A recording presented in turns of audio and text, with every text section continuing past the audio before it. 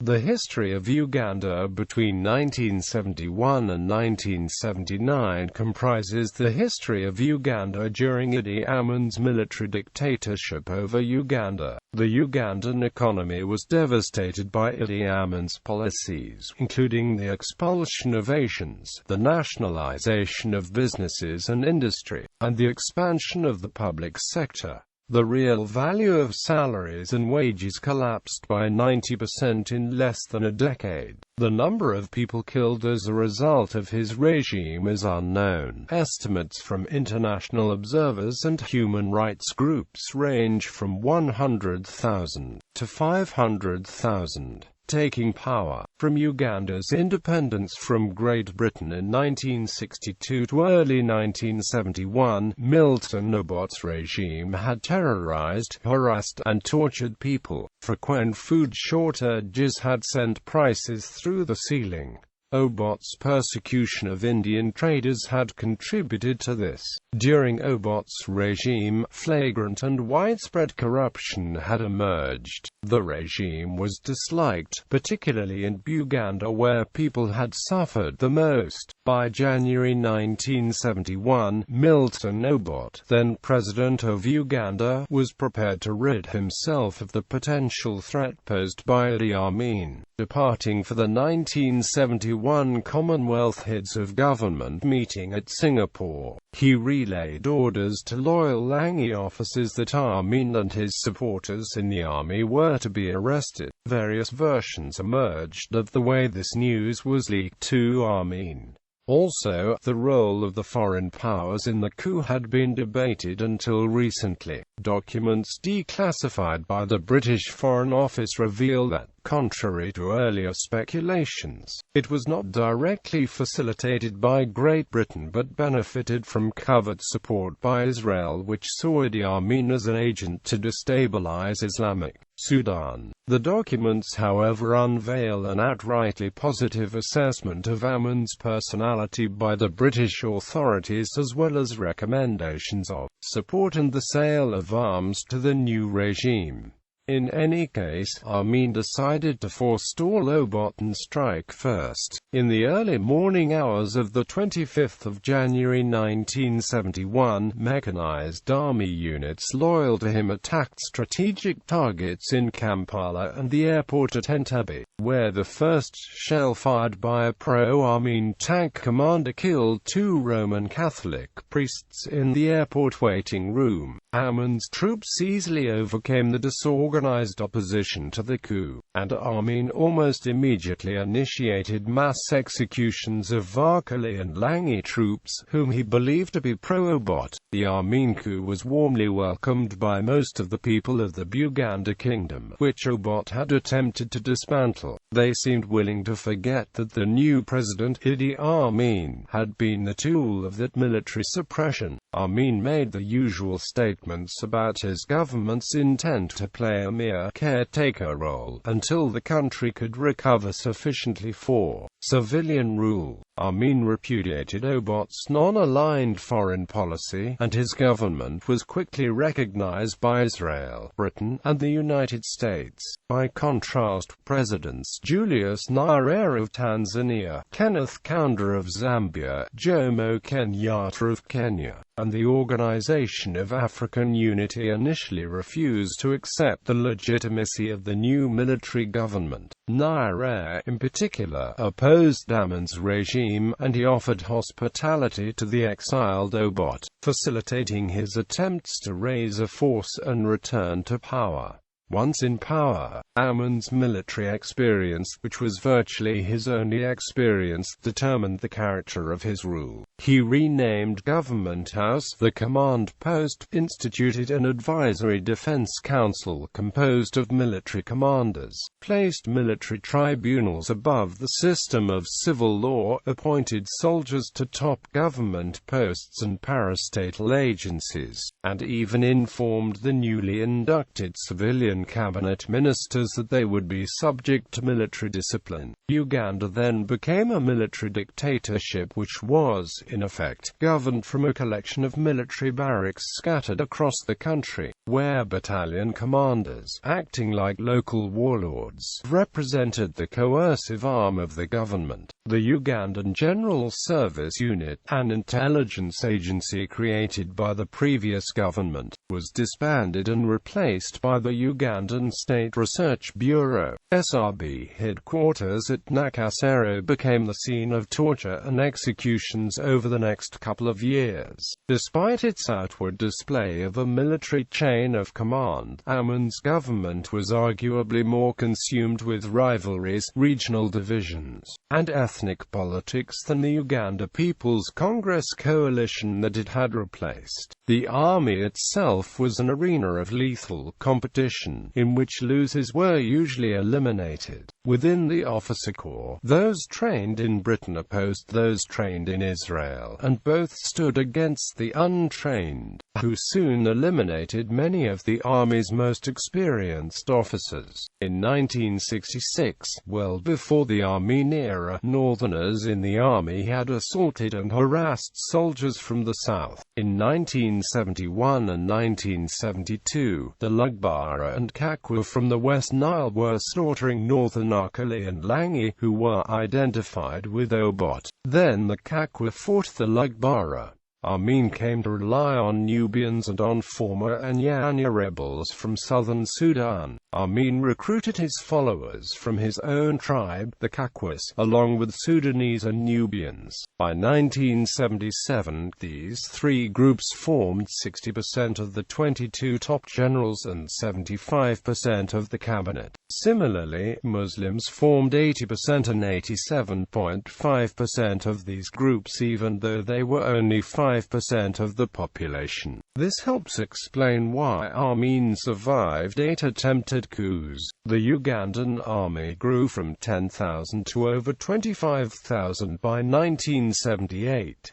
Amin's army was largely a mercenary force. Half the soldiers were Sudanese, 26% Congolese, only 24% were Ugandan, mostly Muslim and Kakwa. On 7 August 1973, Idi Amin decreed Swahili was to be Uganda's official language. 12 out of the 20 districts had chosen this. The other 8 wanted Luganda. The army, which had been progressively expanded under Obot, was further doubled and redoubled under Amin. Recruitment was largely, but not entirely, in the north. There were periodic purges, when various battalion commanders were viewed as potential problems or became real threats. Each purge provided new opportunities for promotions from the ranks. The commander of the Uganda Air Force, Smutsgurwedeko, had previously worked as a telephone operator, the unofficial executioner for the regime. Major Malimungu had formerly been a night watch officer. By the mid-1970s, only the most trustworthy military units were allowed ammunition, although this prohibition did not prevent a series of mutinies and murders. An attempt by an American journalist, Nicholas Stroh, and his colleague, Robert Seidel, to investigate one of these barracks outbreaks in 1972 at the Simba Battalion in Mbarara led to the disappearances and, later, deaths. Muammar Gaddafi and the Soviet Union. Amin never forgot the source of his power. He spent much of his time rewarding, promoting, and manipulating the officers and soldiers of the Ugandan army. Financing his ever-increasing military expenditures was a continuing concern. Early in 1972, he reversed foreign policy, never a major issue for Amin, to secure financial and military aid from Muammar Gaddafi of Libya. Amin expelled the remaining Israeli advisors,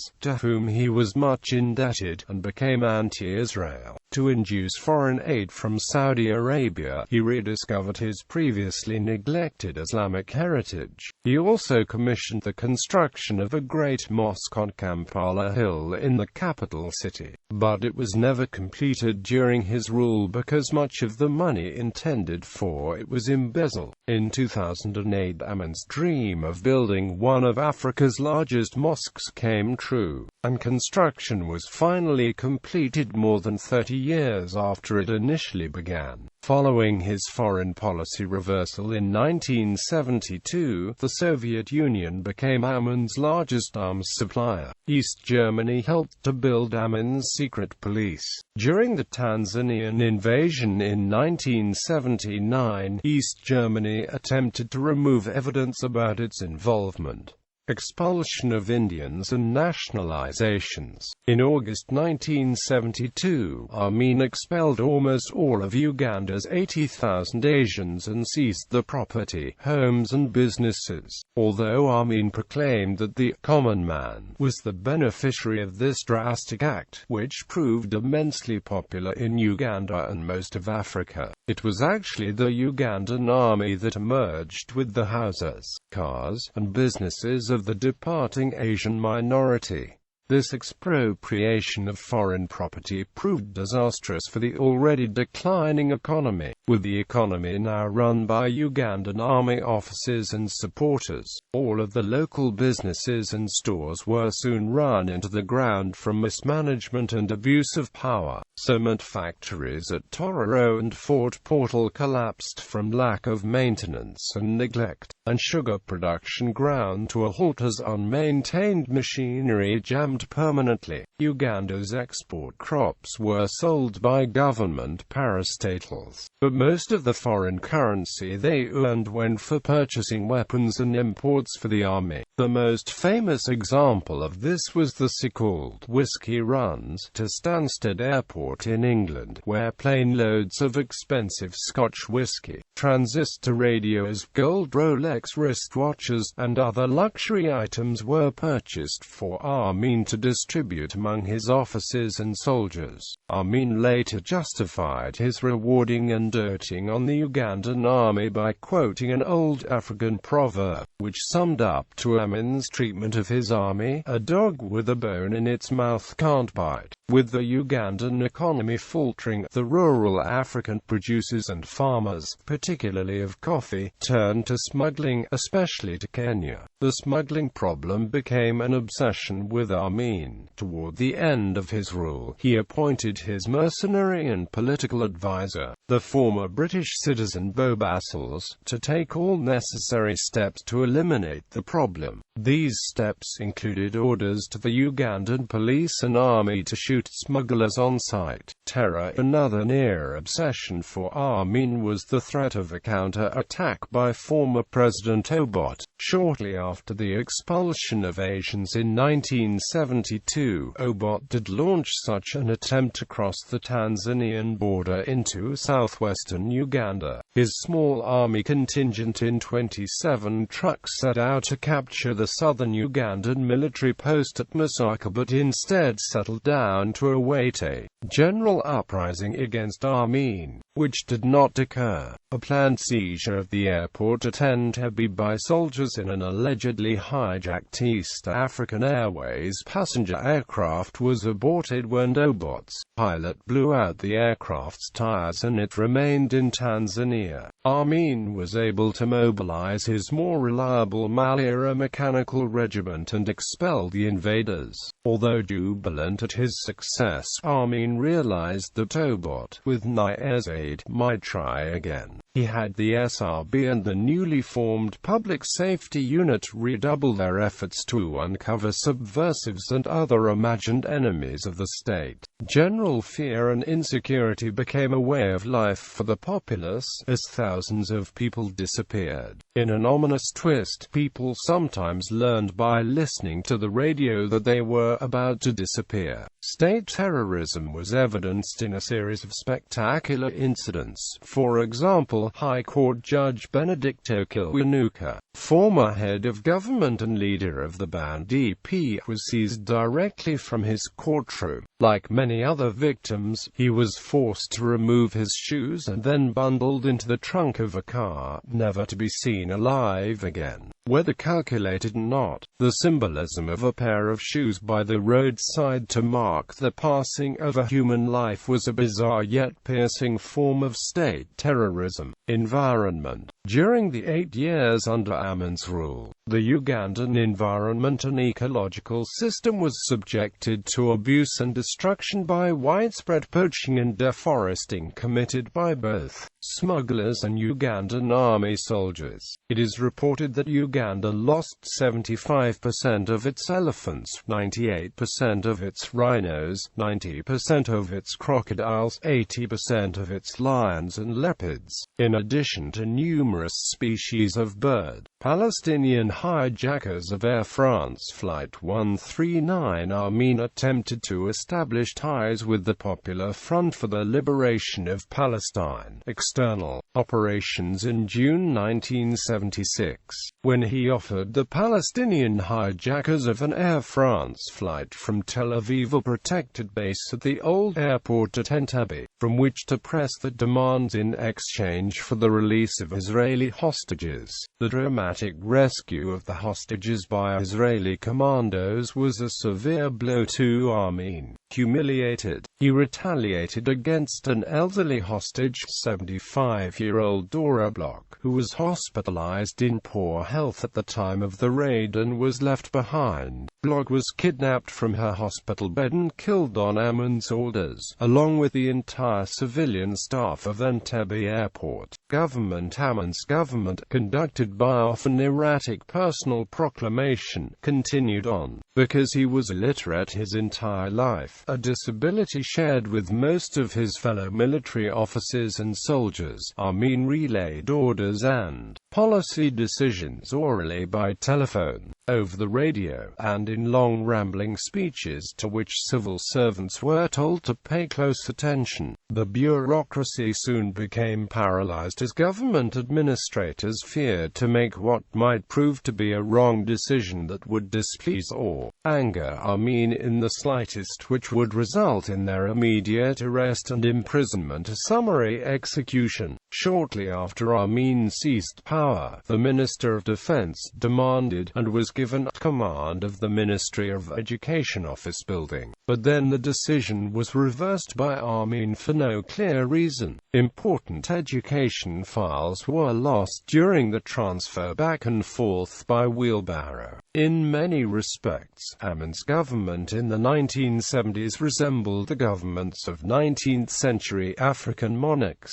with the same problems of enforcing orders at a distance, controlling rival factions at court, and rewarding loyal followers with plunder. Amin's regime was possibly less efficient than those of the pre-colonial monarchs. Religious conflict was another characteristic of the Amin regime that had its origins in the 19th century. After rediscovering his Islamic allegiance in the effort to gain foreign aid from Libya and Saudi Arabia, Amin began to pay more attention to the formerly deprived Muslims in Uganda, a move which turned out to be a mixed blessing for them. Muslims began to do well in what economic opportunities yet remained, the more so if they had relatives in the army. Construction work began on Kibula Hill, the site of Kampala's most prominent mosque. Many Ugandan Muslims with a sense of history believed that the Muslim defeat by Christians in 1889 was finally being redressed. Christians, in turn, perceived that they were under siege as a religious group. It was clear that Amin viewed the churches as potential centers of opposition. A number of priests and ministers disappeared in the course of the 1970s,